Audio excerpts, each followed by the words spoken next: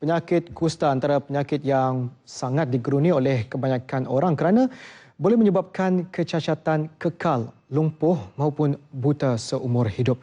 Bukan sekadar itu ya, tomahan dan disisih daripada komuniti juga antara cabaran yang perlu dihadapi pesakit. Namun kini situasi itu jarang berlaku. Tetapi adakah penyebaran penyakit tidak perlu diambil peduli? Dan bagaimana pihak berkuasa khususnya Kementerian Kesihatan untuk mengawal penyakit berkenaan? Kami jemput ke studio Dr. Muhammad Naim Abdul Kadir, Ketua Sektor Kusta dan TB Bahagian Kawalan Penyakit untuk membincangkan perkara berkenaan. Baik, terima kasih Doktor kerana sudi bersama kami dalam segmen kali ini. Terima kasih. Baik, permulaan sekali ya, Doktor.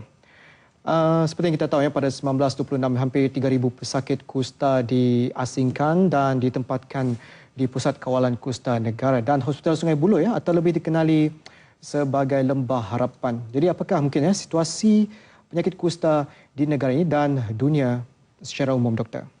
Ya, terima kasih kepada RTM kerana menjemput saya Kementerian Kesihatan untuk menyampaikan sedikit maklumat. Pada kali ini kita akan fokus kepada kusta. Kusta suatu ketika dulu memang merupakan satu penyakit yang mempunyai stigma yang kuat kerana tidak ada ubat pada ketika itu. Tetapi seperti yang disebut pada tahun 1926, kerajaan telah menubuhkan Pusat Kusta Negara di Sungai Buloh, di mana semua pesakit kusta pada ketika itu diasingkan daripada masyarakat dan untuk mengelakkan jangkitan berlaku dalam komuniti. Dan pada ketika itu juga dalam sejarah menunjukkan bahawa lebih 1,000 pesakit kusta ditempatkan di Sungai Buloh pada satu-satu masa. Dan mereka ini pun masih ada di sana lagi pada ketika ini. Bukan kerana mereka bukan kerana masalah kusta, tapi kerana masalah mereka telah terlalu lama tinggal di sana dan mereka ingin kekal di sana dan tidak mahu kembali kepada keluarga mereka. Dan pada awal tahun 70-an apabila penyakit kusta ini mempunyai rawatan yang khusus, di mana ubat-ubatan yang baik telah pun disediakan, telah pun ada, dan kusta boleh disembuhkan dengan memakan ubat. Jadi isu mengasingkan pesakit tidak lagi menjadi isu yang besar. Jadi pesakit tidak lagi diasingkan. Walau bagaimanapun mereka akan disusuli untuk diberi rawatan supaya mereka mendapat rawatan yang sempurna dan sembuh. Jadi situasi semasa pada ketika ini ialah jumlah pesakit baru yang dilaporkan setiap tahun telah menurun dengan begitu ketara. Contohnya untuk 10 tahun, 20 tahun yang lepas, kita ada lebih kurang 200 hingga 300 kes ya, setahun. Kes-kes baru yang dilaporkan, yang dikesan dalam komuniti. Paling maksimum 200 ya? 200 hingga 300 kes. Tapi yang pada tahun 2012, 2011, kita mempunyai peningkatan kes sehingga 300 lebih kes baru dikesan. Tetapi, yang paling banyak ya? Ya. Itu yang paling banyak kes ya? Itu paling banyaklah sejak 10 tahun inilah. Tapi kes telah menurun sekarang ini dan pada tahun 2015 kita mempunyai lebih kurang 210 kes baru yang dikesan. Jadi kes telah menurun. Walau bagaimanapun kita harus ingat bahawa kusta masih lagi ada dalam komuniti kita dan masih boleh menular dalam kalangan komuniti sekiranya tidak dikesan awal dan tidak dirawat dengan sempurna. Itu kedudukan sekarang penyakit kusta di Malaysia. Baik, Doktor. Dan melihat kepada itu, apakah benar ya penyakit kusta ini sebenarnya membimbangkan di negara ini? Dan sejauh mana ya pekerja asing juga merupakan punca kepada penyakit kusta? Bagaimana, Doktor? Kita tahu negara kita ramai pekerja warga negara asing yang datang. Anggaran 2 juta ke 3 juta ya, dan mungkin lebih.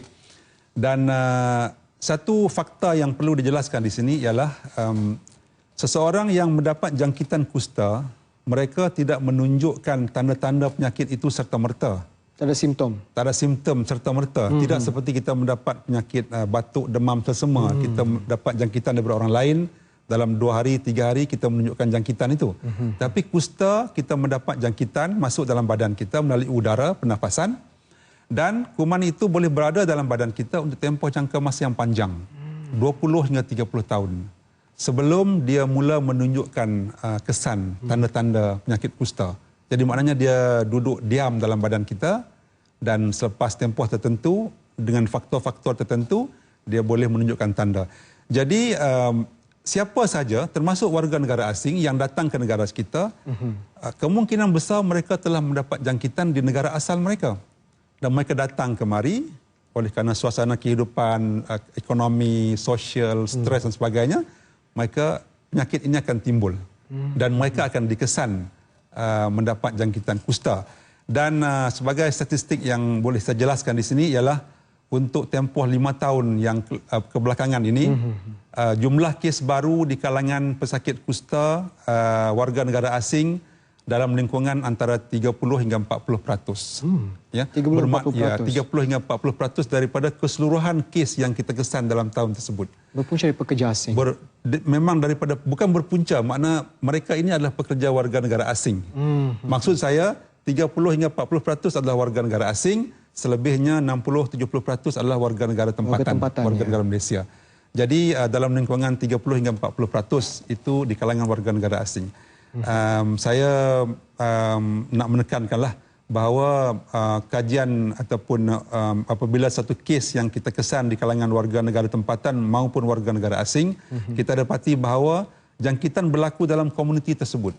Bukan dibawa oleh masyarakat luar yang datang kepada kita. Kecuali kalau warga negara asing itu baru datang ke tempat kita, tinggal di tempat kita, bergaul dengan kita untuk tempoh jangka masa tertentu, dan di situ mereka boleh, sekiranya mereka mempunyai penyakit kusta, mereka boleh menjangkiti masyarakat tempatan. Jadi doktor, mungkin apa yang perlu masyarakat lakukan apabila tahu mengenai dengan kehadiran penyakit ini? Jadi nasihat saya kepada semualah di ahli masyarakatnya, apabila kita mempunyai tanda-tanda penyakit kusta, saya nak jelaskan sini dengan mudah saja ya. Baik. Yang pertama sekali ialah ada tompok-tompok putih atau kekuningan di kulit. Di badan kita, kulit, muka, tangan, kaki, badan dan sebagainya. Dan tompok-tompok ini, tompok putih atau kekuningan ini biasanya tidak mempunyai rasa, tidak sakit, dan juga tiada ada ketumbuhan bulu di atasnya. Tapi yang lebih pentingnya ialah tiada rasa, tiada berpeluh dan tiada sakit. Tompok itu. Dia unik tentang kusta. Jadi kalau adalah di kalangan kita yang mempunyai tompok-tompok begini, jadi kita nasihatkan serta merta pergi ke klinik kesihatan yang berdekatan untuk dibuat siasatan.